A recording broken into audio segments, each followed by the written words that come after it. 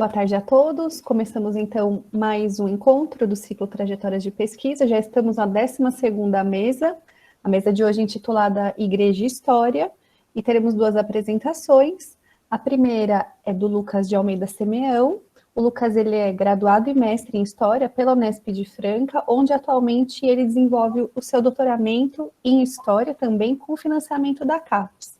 O seu trabalho se concentra em História do Brasil colonial, religiosidade no Brasil colonial e história da igreja no Brasil.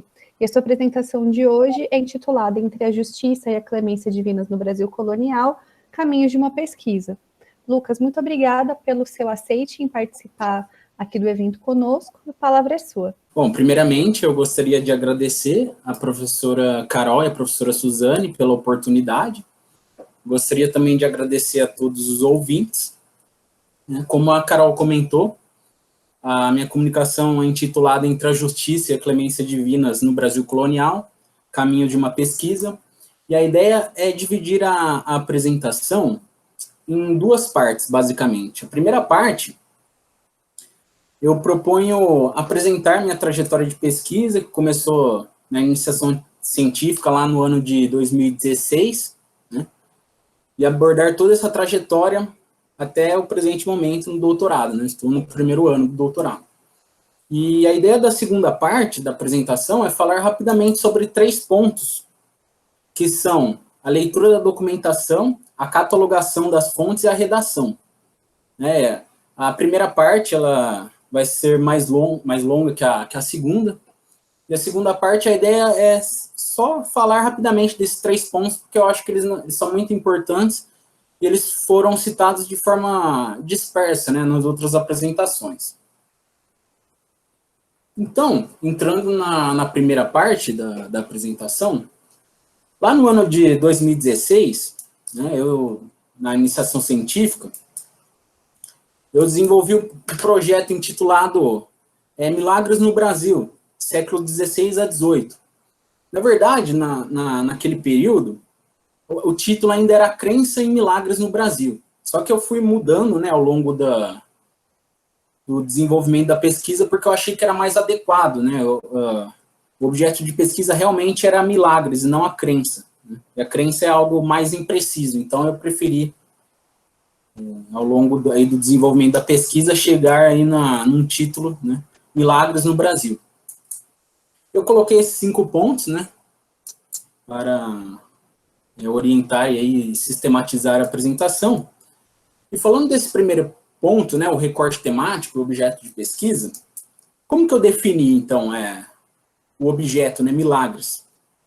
Eu lembro que eu mandei, né, depois que eu troquei uma série de e-mails com o professor Jean, lá no ano de 2016, eu lembro que em um dos e-mails, eu enviei uma pequena lista de 3 ou 4 pontos que eram propostas de temas de pesquisa. E eu não lembro quais eram as 4 propostas, eu lembro apenas de uma, né? Que eu pretendia trabalhar a história dos sonhos, né? Eu achava muito interessante esse objeto, e eu resolvi, né, propor para o professor Jean Marcel, só que ele me devolveu, né, um e-mail comentando sobre a viabilidade dessas 4 propostas, né? E ele me disse que era inviável porque, por exemplo, falando especificamente sobre a proposta da história dos sonhos, que é a única que eu me lembro mesmo, ele falou que era inviável porque justamente havia uma incompatibilidade entre o meu interesse e o interesse dos contemporâneos coloniais em registrar sobre os sonhos, né? Eu tinha esse interesse, mas os colonos eles não se interessavam em registrar sobre isso. Então, nos seus escritos, né? Então, seria difícil fazer uma pesquisa, né, com a temática, por exemplo, dos sonhos, porque os colonos realmente não escreveram muito sobre isso. No século XVI, até mais ou menos meados do século XVII, o grande tema dos escritos do período colonial eram as missões, né? E justamente, por ser a temática principal as missões, os atores principais daqueles escritos, né, além dos padres, eram os índios, né? Os padres, eles escreveram muito sobre os índios no século XVI, até mais ou menos meados do século XVII. Então, havia aí uma incompatibilidade, né, do meu interesse, um interesse, diga-se de passagem, né, a priori, né, uma incompatibilidade, então, entre o meu interesse e o que era realmente possível de se pesquisar. E o Jean, né, ele percebeu que as propostas que eu enviei se relacionavam mais ou menos com algo mais imaterial, então ele me propôs, né, o objeto de pesquisa, o milagre, e eu achei um tema realmente muito interessante. Então, é extremamente recomendável, né, na hora da definição de um objeto de pesquisa, além de um interesse particular, é recomendável um contato prévio, né, com um corpus documental, para realmente definir de uma forma mais apropriada, né? E até seja possível realmente definir um objeto, né, de pesquisa. É preciso ter um contato com as fontes antes. Não basta apenas um interesse do pesquisador. E o recorte temporal, né, séculos 16 a 18, como vocês podem ver, eu utilizei um recorte de longa duração. Como a abordagem teórica que eu utilizava, naquela época, era Foucault, né, e Foucault fala, então, das descontinuidades históricas. Então, a proposta era realmente encontrar uma descontinuidade histórica na história dos milagres. Eu preferi trabalhar 3 séculos justamente para conseguir encontrar essa descontinuidade. Como não havia muitas pesquisas relacionadas à crença nos milagres, então era um campo novo de investigação, eu achei necessário elaborar primeiro um recorte de longa duração e enfocar, então, se eu achasse uma descontinuidade histórica, focar realmente a pesquisa nessa descontinuidade. Só que mesmo para justificar a descontinuidade histórica, é necessário ter um conhecimento do antes e do depois, né, dessa descontinuidade. Então, o início do recorte, né, comecei lá no século XVI, com a chegada dos portugueses, e a justificativa do final do recorte, o século XVIII, é justamente quando os padres, eles começam a ter uma menor proeminência na formação cultural e educacional na colônia, né? Então, as explicações do mundo, eles passam a ser feitas para além do ponto de vista teológico, né? Há uma pluralidade, começa a haver uma pluralidade das explicações dos acontecimentos mundanos, mas isso também não significa que a população ela começou a ser mais incrédula, né? Não há essa relação. Então, é daí onde veio o meu recorte temporal da pesquisa Milagres no Brasil, séculos, então, 16 a 18. E sobre eu vou mudar a ordem. Sobre os materiais de pesquisa, eu encontrei alguns estudos que trabalhavam a crença nos milagres. Porém, os materiais de pesquisa utilizados normalmente eram tábuas votivas, né? O que são tábuas votivas? Eram pequenos quadros, na verdade, pequenas pinturas, que elas mostravam ali um fiel recebendo um milagre. E essas tábuas votivas eram expostas publicamente nas igrejas como uma forma de pagar pelo milagre recebido. Então, era um pagamento de promessa. E muitos pesquisadores, eles utilizaram esse tipo de material de pesquisa para desenvolver uma investigação acerca da crença nos milagres. E eu tentei, então, colocar aí mais um diferencial, porque em vez de eu utilizar as tábuas votivas, a proposta era utilizar escritos impressos, sobretudo em língua portuguesa. Isso também é de encontro com a pesquisa do meu orientador, né? Ele trabalhou muito a literatura impressa. Então, foi mais ou menos assim que eu defini o recorte, o temático, os materiais de pesquisa. Em relação à justificativa da pesquisa, né, a principal justificativa era que havia realmente um interesse dos colonos em relatar os acontecimentos milagrosos, né? Então, eu justifiquei dessa forma lá no projeto, ou seja, foi um tema recorrentemente abordado na literatura colonial. Mas, além desse interesse dos coevos coloniais, há um interesse também dentro da comunidade especializada, né, que trabalha a religiosidade, em se abordar o milagre, né, mas agora eu iria, então, abordar o milagre a partir de escritos, né, não mais de tábuas votivas. E também havia um outro interesse meu aí particular de se pesquisar os milagres, justamente porque é um tema também de interesse entre o público não especializado, né? A maior parte da população brasileira é cristã, católica, então realmente há uma demanda no público não especializado. E só realmente por curiosidade, eu li uma pesquisa no passado, foi inclusive publicada no jornal Estado de São Paulo, que disse que era uma pesquisa que abordava os temas de maior interesse entre os consumidores de livros. E os livros, por exemplo, que tinham, né, como temática ali abordar a história de uma pessoa, então as biografias, eram os livros menos vendidos. E a principal temática, né, que vendia, ou seja, o tema que mais havia demanda era livros com temáticas religiosas. Isso também fez com que eu me interessasse mais ainda pela pesquisa sobre os milagres no Brasil. Essa, basicamente, foi a minha iniciação científica, né? E ali eu também delimitei, né, perguntas que eu iria, então, lançar as fontes, né? E essas perguntas normalmente aparecem ali na parte dos objetivos, no projeto de pesquisa, né? Eu lancei perguntas como qual era o significado de milagre, haviam locais de milagres, quais eram os principais intercessores. Então, eu lancei uma série de perguntas para realmente orientar a minha leitura da documentação.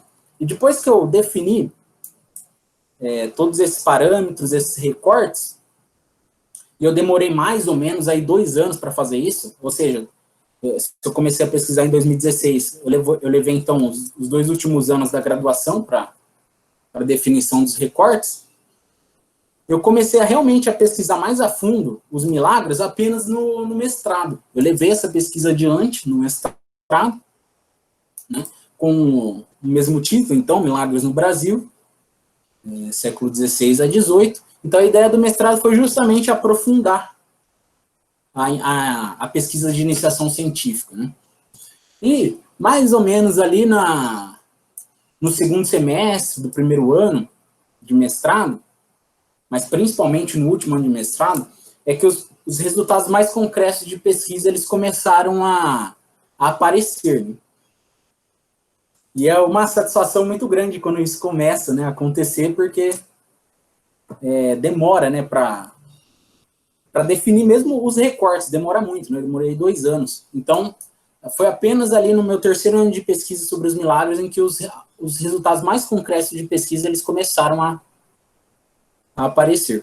E também, outra coisa é que eu comecei também a desenvolver investigações paralelas que eram úteis para serem expostas em congressos. Por exemplo, ano passado, eu ainda estava, né, no mestrado, e eu participei de um simpósio temático da Ampul Nacional, e o simpósio era sobre religiosidade. Eu apresentei uma pesquisa sobre a Igreja Nossa Senhora da Ajuda de Porto Seguro. Essa igreja ainda está de pé, é uma igreja que foi construída lá no século XVI, e eu abordei, né, a fonte da ajuda e a Igreja da Ajuda na parte da minha dissertação em que eu falava sobre os locais de milagres, né? A Igreja da Ajuda ela foi o primeiro local de milagres do Brasil. O local de milagres eram esses locais em que as pessoas se destinavam, então, para receber um milagre, né? E a história da igreja, ela apareceu na minha dissertação, na verdade, tudo em notas de rodapé, eu apenas referenciei elas. E eu utilizei, então, essas notas de rodapé para desenvolver uma pesquisa paralela para realmente apresentar ali em um simpósio, né? Então, é muito interessante quando os resultados começam a aparecer, porque justamente algumas investigações paralelas, elas também começam a aparecer, e é muito interessante e recomendável, né, a apresentação dessas investigações paralelas em simpósios, né? Bom, no mestrado, então, e na iniciação, a ideia foi justamente pesquisar essa interferência de Deus em forma de milagre. Já no doutorado, eu inverti. A ideia passou a ser, né, e ainda investigar, então, a intervenção, né, de Deus em forma de justiça, né? O título do meu projeto de tese, né, atualmente é Entre a Justiça e a Clemência Divinas, Aspectos da Vida Moral do Colono no Brasil, séculos 17 e 18. E como vocês podem ver aí, eu delimitei, né? A ideia é pesquisar a justiça e a clemência aplicadas aos colonos, especificamente aos colonos, já que o objetivo da justiça aplicada ao colono se diferia da justiça divina aplicada, por exemplo, aos índios, né? Os índios tinham um objetivo mais civilizacional. Os castigos aplicados aos colonos normalmente eram mais relacionados a correções pontuais, mas os colonos eles já eram convertidos, né? Eles já eram convertidos, não, eles já eram cristãos. Então o objetivo da justiça era diferente. Então eu resolvi delimitar e pesquisar unicamente essa justiça e a clemência aplicado aos colonos especificamente. E daí também onde veio o meu recorte temporal, séculos 17 e 18. Ao contrário da dissertação, que eu trabalhei os 3 séculos, 16, 17 e 18. Então, por que houve essa mudança? Como eu havia dito, né, os índios são muito citados na produção escrita do Brasil dos séculos 16 até meados do 17. Só que a partir do processo de urbanização, que começou ali a acontecer no século 17, isso é perceptível, por exemplo, nos livros do professor Nestor Goulart Reis Filho, né, que ele trabalha a urbanização no Brasil. Quando começa a ver, então, esse processo, os índios, eles perdem proeminência nessa literatura colonial. E a vida do colono, ela passa a ganhar, então, um maior destaque. Então, isso explica, é com isso que eu justifico o início do meu recorte no século 17. E o final do recorte ainda é o mesmo que eu utilizava no mestrado. O século XVIII, então, é um período, mais ou menos ali, meados do século XVIII, então é um período em que os padres eles começam a perder proeminência na formação cultural e educacional na colônia. Então, a justificativa do meu recorte para trabalhar, então, o século XVII e XVIII veio daí. Os materiais de pesquisa ainda são do mesmo gênero, né? Ou seja, mesmo gênero não, mesmo tipo, eu ainda utilizo como materiais de pesquisa produção escrita do período, sobretudo impresso em língua portuguesa. Eu utilizo também algumas cartas, né? Ou outros livros que não foram publicados no período colonial. Mas ainda, então, os materiais de pesquisa são do mesmo tipo. E a justificativa ainda continua sendo a mesma. Como os colonos se interessavam muito em relatar sobre os acontecimentos milagrosos, eles também se interessavam muito em escrever sobre os castigos divinos, né? E a própria clemência divina. Então havia realmente um interesse em registrar sobre esses acontecimentos. Né, também é um tema que entre o público que pesquisa, na comunidade acadêmica que pesquisa a religiosidade, então é um tema que também já, vez ou outra, foi trabalhado no Brasil, né? Lá fora foi trabalhado com uma profundidade maior, em uma quantidade maior também. Mas a ideia da primeira parte da minha apresentação era essa. E agora, entrando na segunda parte, a ideia é falar, então, desse período, então, pós-delimitação dos recortes, né? Então, depois que você delimitou ali o seu objeto, o seu recorte temporal, depois que você já bolou aí uma justificativa da pesquisa, depois que você já sabe com qual material de pesquisa você irá trabalhar, depois que você já pensou em questões aí bem estruturadas que você irá lançar a documentação, vem a parte, então, da leitura dos documentos.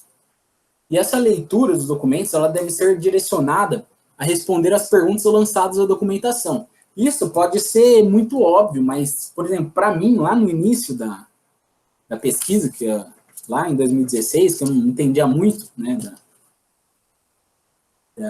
da pesquisa científica, isso para mim não era muito óbvio, né? Então, essa leitura da documentação ela não pode ser dispersa, ela tem que ser direcionada a responder às perguntas que você elaborou e que você delimitou e escreveu lá na parte dos objetivos do projeto.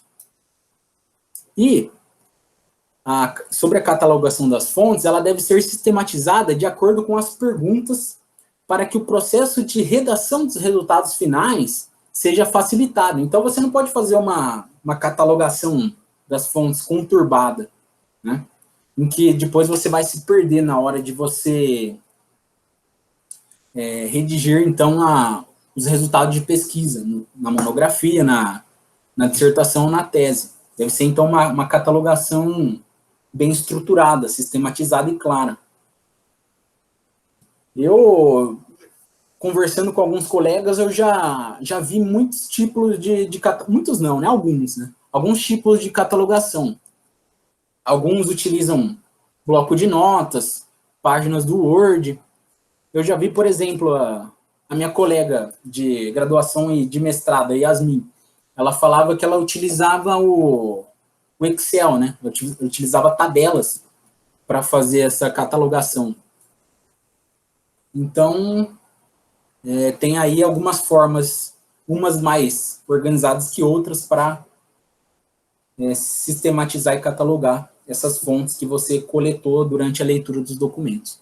E aí o terceiro ponto, que eu gostaria simplesmente só de mencionar, porque eu acho que para falar com uma profundidade maior, é preciso ter um tempo aí de carreira, né, dentro da pesquisa, então eu acho que eu não sou a melhor pessoa para falar da redação, mas eu gostaria apenas de mencionar, né, que essa redação dos resultados finais de pesquisa, essa redação é clara e objetiva, portanto, você não deve fazer uma redação obscura, truncada, que dá muitas voltas.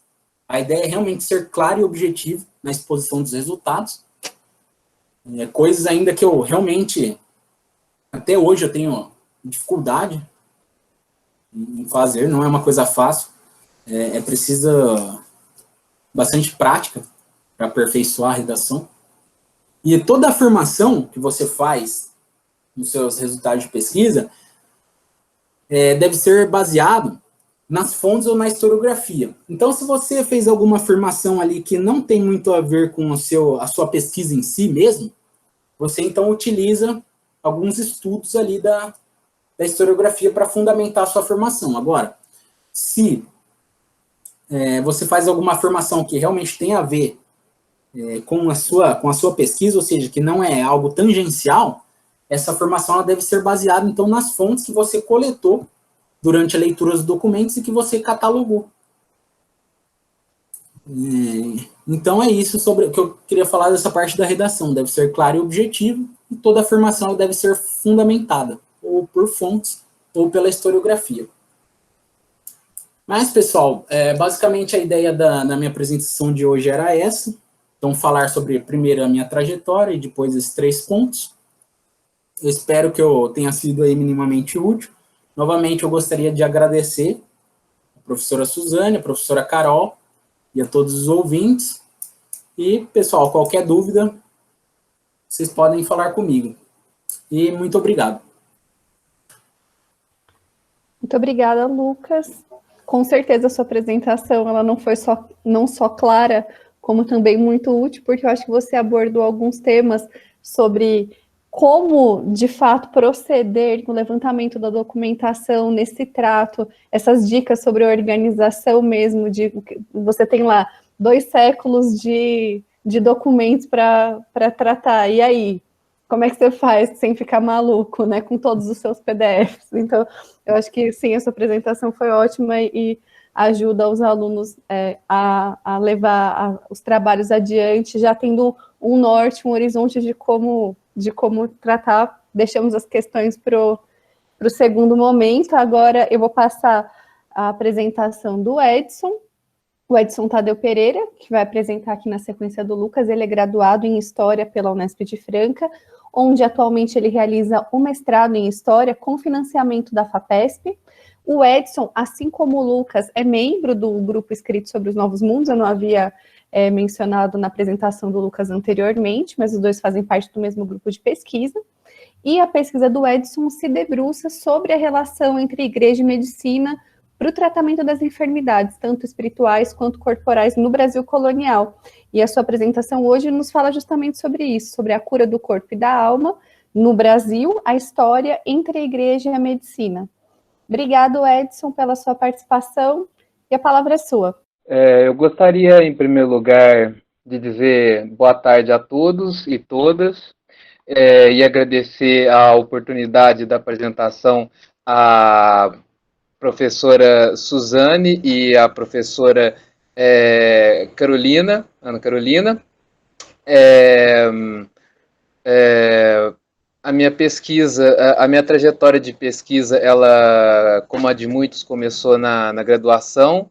Durante esse período, eu desenvolvi uma pesquisa de iniciação científica chamada Gilberto Freire, o Caráter e História em Gilberto Freire, 1925-1936, onde eu pensava como que esse autor construiu uma ideia de brasileiro durante esse período. Com essa pesquisa eu entreguei o TCC, e no último ano eu resolvi mudar o meu tema de pesquisa e estudar alguma coisa no Brasil colônia. Eu já me interessava há algum tempo sobre a moralidade clerical e principalmente a noção de pecado e punição. Eu escrevi um pequeno projeto sobre esse tema em meados de 2019 e procurei a professora Ana Carolina Viotti para trocar uma ideia, saber qual seria assim a opinião dela sobre essa pesquisa. Ela me orientou que o recorte que eu tinha apresentado para ela carecia ainda de um pouco de especificidade, porque eu falava que eu pretendia estudar os pecados e tal, mas eu tinha o problema de não conseguir dizer que sujeitos que eu ia estudar, porque uma das coisas importantes quando você escreve um projeto de pesquisa é ter em mente quem que você vai estudar. No caso, ficava-se subentendido na documentação que eu já tinha levantado para esse pequeno projeto, que eu ia abordar principalmente os pregadores, porque eles tratavam da matéria do pecado para orientar os colonos na direção da salvação. Mas então eu tinha que mostrar no meu projeto de pesquisa, né, como é natural, que sujeitos que eu vou estudar. Quando eu comecei a pesquisar mais sobre esses sujeitos, eu precisei fazer um levantamento bibliográfico, sobretudo sobre as ordens atuantes no Brasil, principalmente os jesuítas. mas eu também estudei um pouco dos beneditinos, eu estudei também um pouco os franciscanos, eu estudei, eu organizei no meu balanço bibliográfico também bibliografia sobre o padroado, né? Porque nas possessões portuguesas ultramarinas não era necessariamente era o rei que organizava as missões, era o rei que patrocinava a fé católica no ultramar. E escrevendo esse projeto ainda no final da graduação, me preparando para a prova de mestrado, eu percebi que existia uma relação intrínseca entre pecado e saúde. E a minha primeira pergunta a respeito disso era entender qual que era a relação entre espírito e corpo no Brasil colônia. E como que os clérigos eles moralizavam a saúde, a saúde. Como que a igreja, eu recortei, né? Eu recortei o período primeiro, né? A minha opção de recorte de período, ela foi do primeiro documento que eu selecionei, que era na época ainda num levantamento prévio de documentos, era 1674, um sermão, e até meu último documento, 1794. Assim eu delimitei primeiramente a minha pesquisa nessas duas datas. O primeiro documento que eu levantei até o último.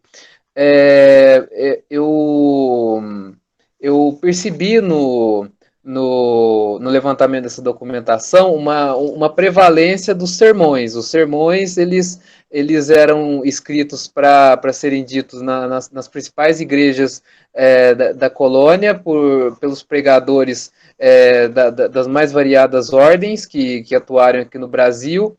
E durante esse levantamento eu percebi que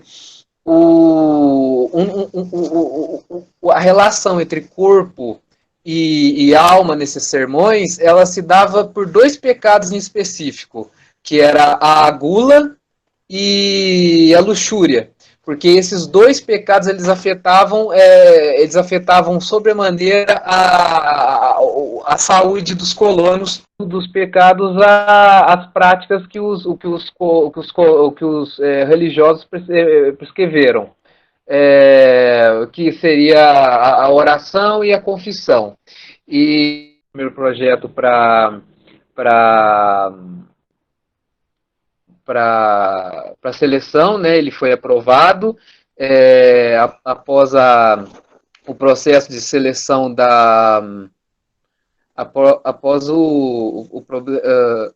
tá, vocês estão me ouvindo? Tá, eu vou continuar aqui. Tá. Desculpe pelo problema de conexão. Mas de onde eu estava? Ah, tá. Depois da seleção do mestrado, eu continuei dando curso aos estudos para recortar melhor o projeto, né? E aí eu cheguei à versão que é a atual do projeto, que é a cura do corpo e da alma no Brasil colonial, onde eu estudo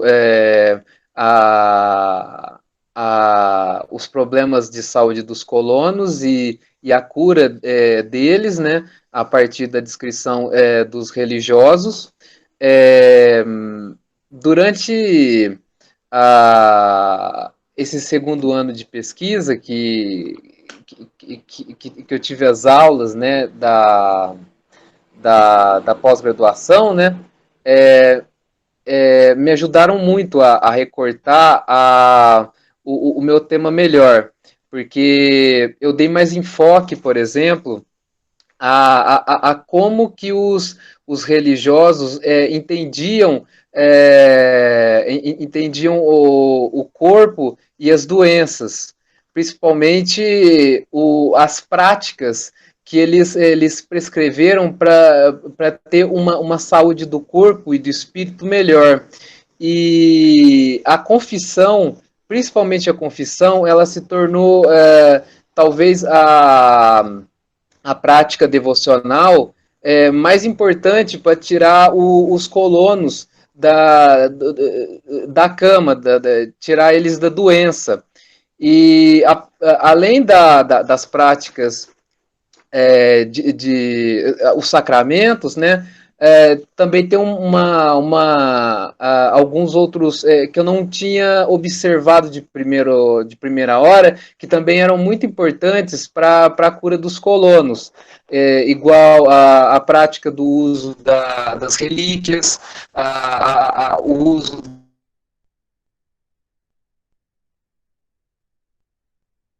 os santos, mas o uso das orações como emplasto para feridas e outras coisas. E durante esse primeiro ano, eu também fiz umas modificações no meu corpus documental, porque os sermões, eles são muito dedicados à matéria da salvação. E quando eles abordam o programa da saúde, eles geralmente abordavam a enfermidade dos principais do reino, o rei, ministro, e abordavam também os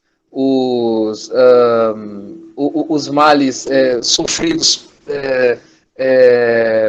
por religiosos, né? Mas não davam detalhes muito sobre a doença pessoal. No máximo, eles relatavam quais eram as enfermidades, né, que os principais do reino sofriam.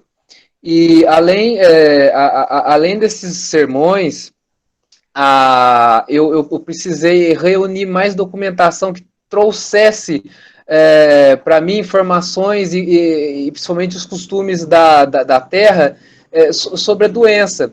E eu, vasculhando catálogos de documentos impressos do período, que é uma boa dica para quem tá procurando documento, os catálogos eles são muito importantes para reunir informação sobre a documentação. Eu incluí no meu projeto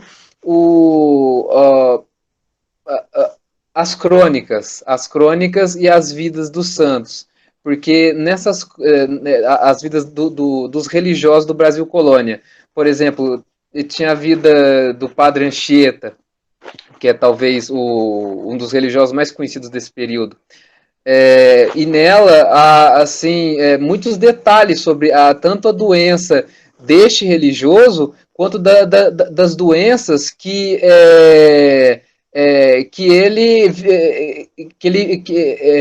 ele ajudou a curar, tanto de forma milagrosa, quanto como enfermeiro mesmo, auxiliando as pessoas, confortando elas fisicamente, tentando trazer para o leito do doente a piedade cristã, ensinando eles a orarem, confessando eles.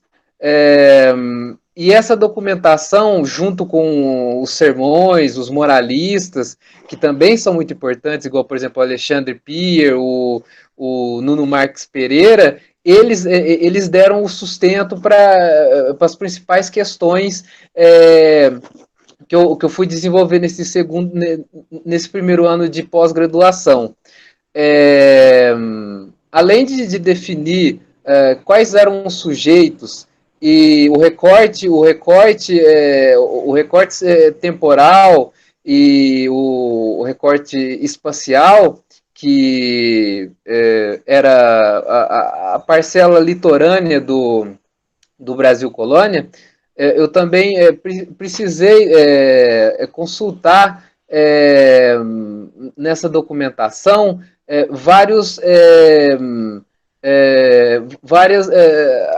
que tipos de doenças que enfermavam os colonos.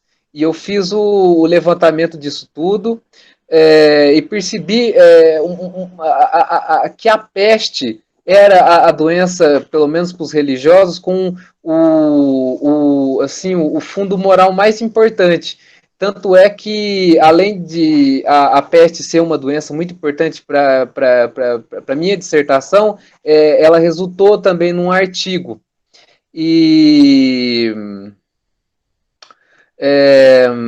nesse ano que eu tive as aulas, foi fundamental as aulas da professora Suzane, para pensar essas práticas, né? Para pensar essas práticas, os textos que ela passou em aula foram fundamentais para pensar as práticas. No segundo semestre eu tive aula com a professora Ana Carolina, que também foi muito importante para pensar as práticas e também pensar os sujeitos que eu estava abordando. Nesse segundo semestre eu comecei a pensar quem que eram as pessoas que orientavam espiritualmente os religiosos e quem eram as pessoas que cuidavam do corpo dos doentes. E eu percebi que havia um hiato entre os clérigos sacros, né, com ordens sacras, e os clérigos de ordens leigas. Os clérigos de ordens leigas eram geralmente os enfermeiros de convento, eram as pessoas que iam ministrar os remédios que os médicos receitavam. Também havia irmãos leigos cirurgiões, como o Frei Bernardo da Conceição, e também pensar as enfermarias dos conventos, né? As enfermarias dos conventos, os hospitais que surgiram do lado dos conventos, e todo esse arcabouço que eu consegui no segundo ano, eu dei curso à minha pesquisa investigando a saúde e a doença no Brasil Colônia. É isso a minha trajetória.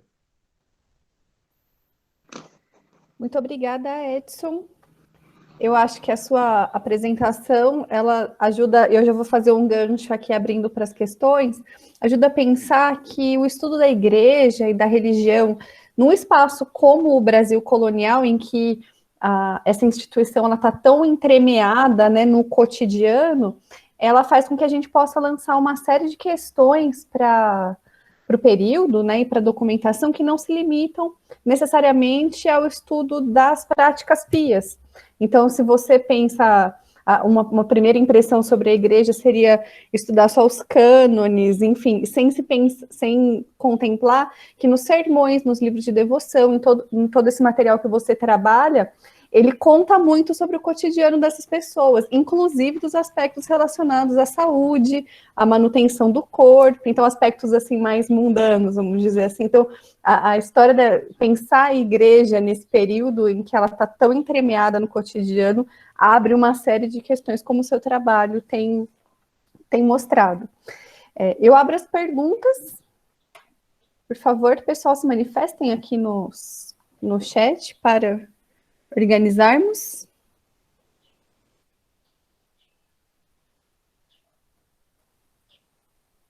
Janaína, por favor. Olá a todos, boa tarde. Gostaria de parabenizar o Lucas e o Edson pelas pesquisas. Eu já conhecia, né, um pouco do trabalho de vocês por sermos colegas de grupo, mas eu gostaria que os dois comentassem um pouco sobre os acervos, né, que vocês consultam para a construção das pesquisas, pensando que a quantidade, né, de fontes para trabalhar o Brasil colonial, ela, geralmente é muito grande. Então, a gente, quando vai pensar algum tema na colônia, em geral, a gente se debruça, né, sobre bastante documentos. Então, eu queria, que, se possível, que vocês comentassem um pouco sobre os acervos que vocês têm utilizado, onde vocês têm obtido as fontes que são analisadas nas duas pesquisas. Obrigada. Obrigada. O Igor vai fazer uma questão também, e aí depois vocês respondem em bloquinho, pode ser? Por favor, Igor. Boa tarde a todos e a todas. A pergunta seria para o Lucas, e na verdade seria uma pergunta mais técnica, não propriamente sobre o tema apresentado. Ele comentou, né, sobre a trajetória dele no mestrado, que os resultados da pesquisa ele só foi obter ali para o final do primeiro ano de mestrado, já indo para o segundo, né? E daí eu gostaria, nós sabemos, né, que a ciência que nós fazemos, como todas as outras, os resultados demoram a chegar, né? E daí, como ele lidou com essa espera do resultado, ele teve a segurança de continuar a pesquisa, enfim, e como lidar, né, com essa espera até que o resultado chegue, para que você assim tenha um certo estímulo, né, na continuidade da pesquisa, enfim. E como ele comentou desse período, né, que só foi ali no final do primeiro ano, indo para o segundo do mestrado que ele obteve o resultado, isso me chamou a atenção. Obrigada, meninos. Vocês podem responder essas enquanto o pessoal se manifesta aqui pelos comentários. Lucas, depois Edson, fiquem à vontade. Certo, eu agradeço pelas duas perguntas, da Janaína e do outro colega. Sobre os acervos, né, que eu consulto, bom, o principal acervo é o do grupo temático mesmo, do Escrito sobre os Novos Mundos. Eu gosto muito de como o acervo ele foi catalogado, sistematizado, e como, né, o acervo é composto por obras originais ali, impressas no período. Uma coisa que eu acho também é muito importante, esse contato com as fontes originais do período. Então eu realmente dou prioridade ao acervo do grupo, né? Então eu faço ali uma busca, por exemplo, de palavras-chave relacionadas ao meu tema, então dá para saber ali por cima o que cada uma vai tratar ali de uma forma bem geral. Então, o principal acervo realmente que eu trabalho é o do Escritos. E também é justamente por reunir, então, essas obras originais do período, né? E sobre a outra questão, né, sobre como lidar com essa espera até os primeiros resultados eles começarem a aparecer, esse momento, né, antes das evidências, dos resultados, é um momento de muita desistência, né, dos pesquisadores. Muitos pesquisadores começam ali e depois de um ano já desistem justamente por a pesquisa ser algo bem lento, no sentido de, né, até você realmente perceber ali o fruto de todo o seu trabalho e tal. Então, esse ano, né, o primeiro ano de pesquisa é um ano que tem muito abandono, né? Muita gente começa, ali depois de um tempo já para. E também por ser um trabalho muito solitário, né, de pesquisador, isso contribui com a desistência, mas eu acho que a principal coisa, com certeza, é a paciência. Tem que se ter muita paciência, porque realmente todo esforço ele vai ser recompensado ali depois de algum tempo, né? No meu caso foi depois mais ou menos de 2 anos e meio. Realmente demorou. Eu demorei muito tempo na delimitação, na estruturação das perguntas.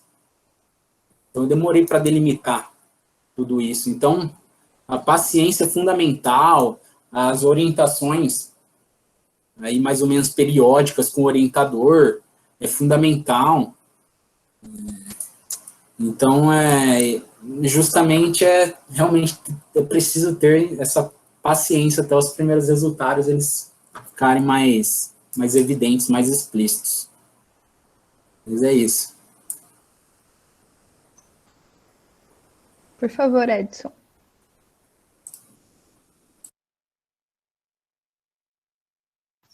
Seu microfone está fechado.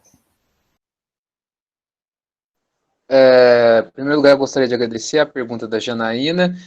Eu, como Lucas, também consulto principalmente o arquivo do Grupo Scripts sobre os Novos Mundos, né? Porque nele há basicamente. Eu também uso mais para comparação, documentos. Eu uso documentos de Portugal também para fazer um paralelo, para ver se é parecido às práticas que eles recomendam aqui no Brasil e em Portugal. Aí, no caso, eu recorro à Biblioteca Nacional Portuguesa, né? E somente o arquivo digital delas, que chama Por Base, que reúne vários documentos digitalizados de várias bibliotecas de Portugal, né? Esses são os dois arquivos que eu uso. Além dos arquivos, eu também costumo, assim, para saber assim o que procurar, eu uso o catálogo que o Jean escreveu, que chama Dicionário dos Construtores do Brasil em Língua Portuguesa. Ele está em formato digital.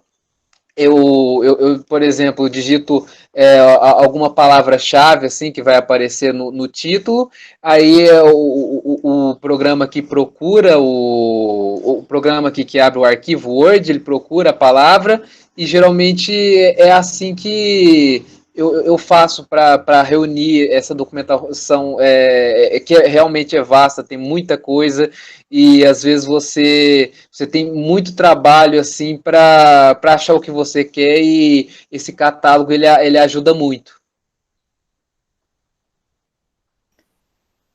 Vou aproveitar que vocês estão falando de documentação e recorte e vou fazer uma pergunta para vocês dois, para que vocês falem um pouquinho sobre o trabalho que vocês fazem de longa duração. Então, vocês dois trabalham um período que é considerado longo para muitos pesquisadores, né? E vocês não fazem recortes geográficos, então vocês trabalham o Brasil colonial, o que muitas vezes suscita questionamentos de por que vocês não recortarem algumas regiões do Brasil, né, para trabalhar com mais pormenor. Então, queria que vocês falassem um pouquinho dessa opção, vocês dois, e as implicações dessa opção também, né? O que vocês, como é que vocês têm que trabalhar com o levantamento historiográfico para dar conta de fazer uma pergunta e uma resposta para um território tão vasto?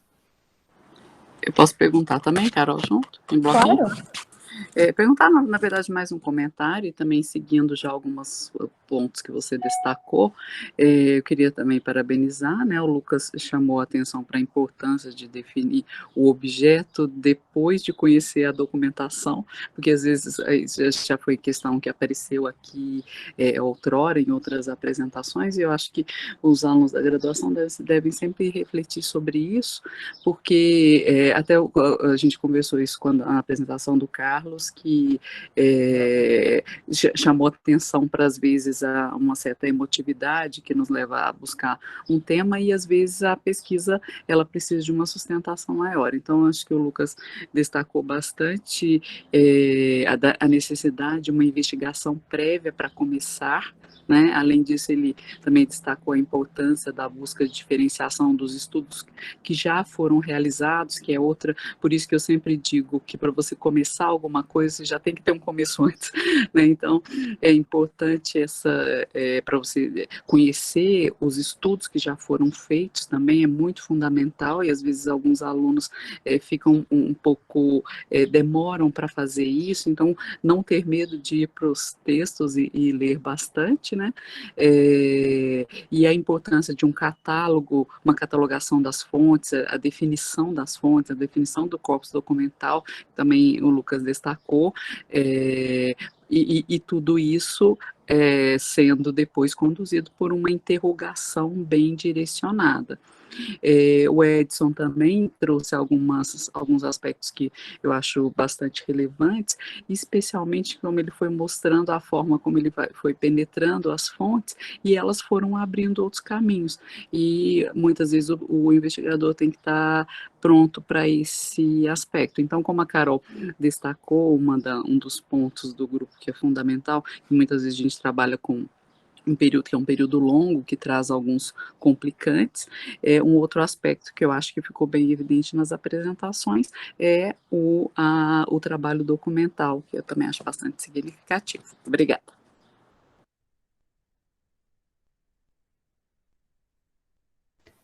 Por favor, meninos, fiquem à vontade para comentar. Sobre a delimitação do recorte, é algo, por exemplo, quando eu apresentava minha pesquisa em SIC, mas até hoje, às vezes, aparece essa questão do recorte, né? Porque realmente é complicado, né? Trabalhar um período de longa duração justamente por causa do tamanho do corpus documental. Mas, né, por que eu, até hoje, eu priorizei esses recortes mais longos?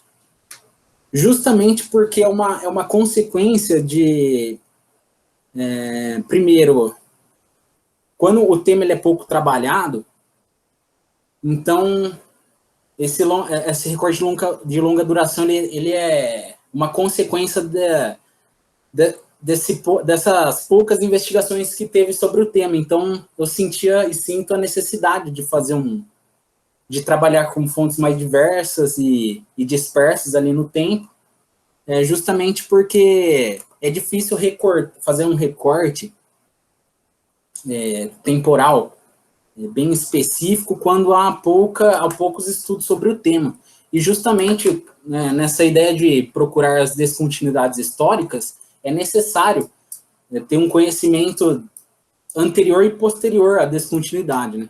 Por exemplo, aquela comunicação que eu apresentei na AMPU, né, sobre a Igreja Fonte de Nossa Senhora da Ajuda de Porto Seguro.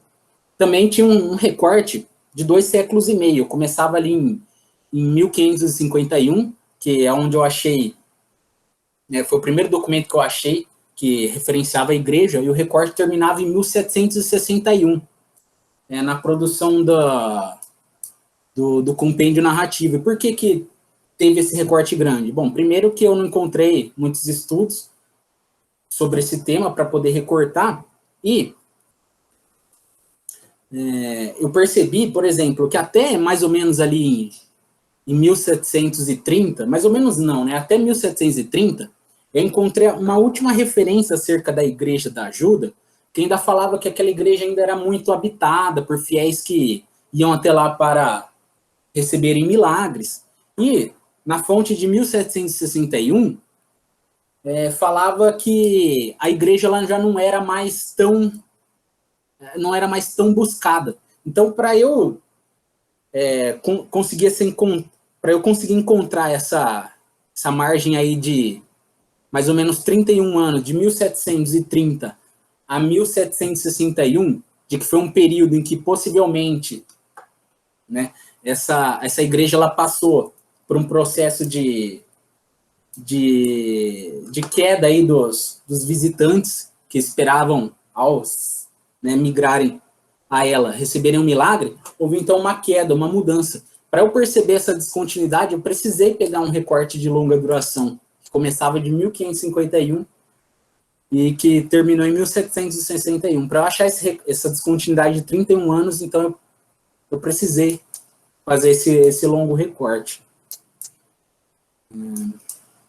Mas, sobre as implicações, justamente, né, é complicado porque você acaba tendo que dar conta de um corpus documental grande. Né?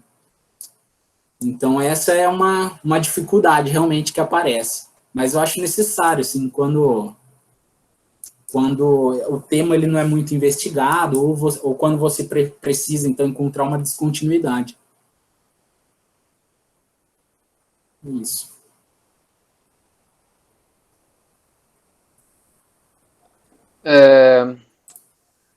gostaria de agradecer as perguntas e comentários. Bom, a Ana Carolina falou do recorte espacial, né? E assim, porque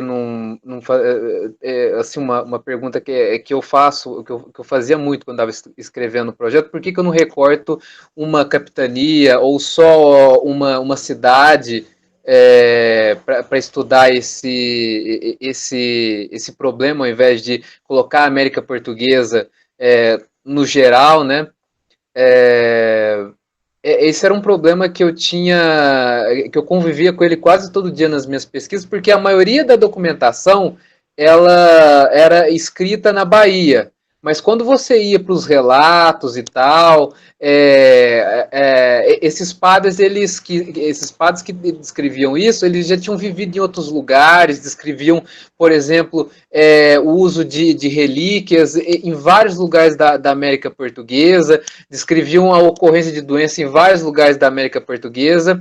Aí, para ter um recorte espacial um pouco mais preciso, eu mapeei aonde foi usado relíquias, imagens de santos, e onde eles descreviam em que cidades, em que vilas se descrevia a incidência de alguma doença, tanto doença normal como epidemia, e essa visão panorâmica das práticas e das doenças, das práticas curativas das doenças, me deram uma noção de que os religiosos da colônia, eles trabalham desde Curitiba até São Luís do Maranhão, pelo litoral, e eles também têm relatos sobre Minas Gerais, sobre Cuiabá, mas quanto mais para o sertão, menor a incidência, menor a quantidade de vezes que é mencionada alguma coisa. E assim, a cidade da Bahia, ela é proeminente, mas ela não é a única paragem mencionada, né? E eu queria fazer mais um comentário sobre o recorte temporal, porque assim, para mim selecionar um corpus documento, para mim selecionar uma longa, para mim selecionar uma temporalidade, uma duração para estudar, né, melhor dizendo, eu percebi que havia uma ebulição de documentos no último quartel do século XVII, e esses documentos, esses sermões, principalmente os sermões e as crônicas, eles vão rareando, eles vão ficando cada vez eles estão cada vez menos sendo produzidos na segunda metade do século XVIII. Assim, o meu recorte, minha duração da minha pesquisa, ela é dada assim pela incidência dos documentos. E esses documentos, eles são muito presentes, sobretudo na primeira metade do século XVIII. A Suzane, ela comentou sobre o trabalho documental, e eu gostaria de dizer que ele é fundamental para você elaborar os seus temas de pesquisa, porque, assim, às vezes eu tenho a impressão que os documentos, a gente dá as perguntas são nossas, mas as respostas são dos documentos, né? E às vezes a gente chega com perguntas que não tem assim, resposta na documentação, mas a documentação ela dá um outro leque de questões, que com ela você redireciona o seu trabalho. Isso aconteceu comigo, principalmente em relação às práticas curativas. quando eu escrevi o projeto, eu não tinha ideia da importância das relíquias, mas lendo principalmente as crônicas, eu vi que as relíquias elas estão muito presentes no cotidiano, no cotidiano dos colonos. Quando um religioso morria, e tinha o funeral no convento, se abria para os seculares o funeral. E os seculares eles iam correndo no caixão do defunto para tirar pedaços do hábito. Às vezes, alguns mais ousados cortavam o dedo do religioso. E essas partes do defunto, elas tinham amplo uso para vários tipos de doenças.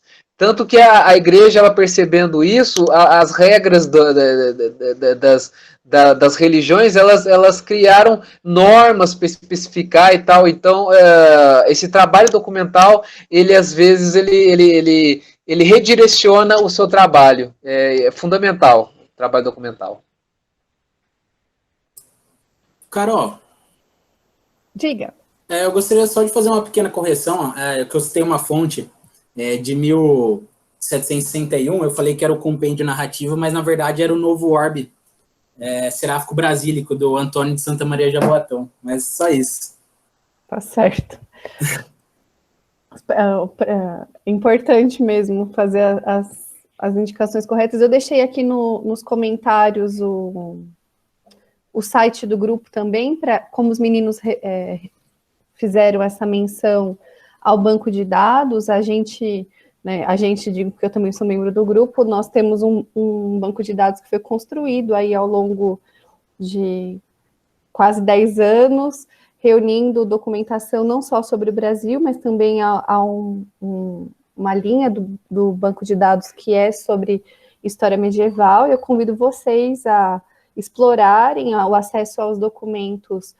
O catálogo está disponível e a documentação é disponível gratuitamente. Vocês precisam só fazer a requisição pelo próprio site que eu deixei aqui nos comentários, o grupoescritos.com. Temos mais questões?